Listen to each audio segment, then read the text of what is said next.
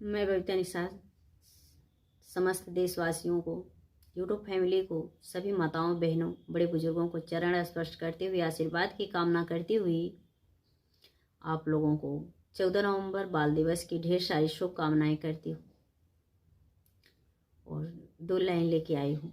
Line कैसी लगी आप लोग कमेंट में ज़रूर बताइएगा, उससे मेरा मनोबल बढ़ेगा। अगर कोई भूल हो जाए तो माफ़ कीजिएगा आप लोग। पढ़ लिख बबुआ नाम होए, पढ़ लिख बबुआ नाम होए, हमरे देशों के आगे नाम होए, हमरे देशों के आगे नाम होई। पढ़ लिख जह दिन होई बयाधिकारी, पढ़ लिख जह दिन होई बयाधिकारी,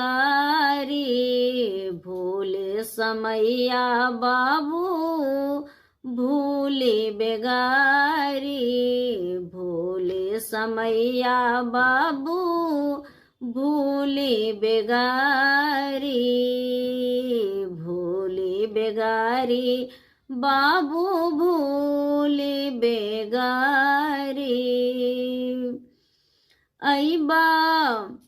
आईबा समाने जन्मे जान होई, आईबा समनवा जब जानवा में जान होई, पढ़ा लिखाए बाबुआ नाम होई, पढ़ा लिखाए बाबू नाम होई, हमरे देशों के आगे नाम होई, पढ़ा लिखाए बाबुआ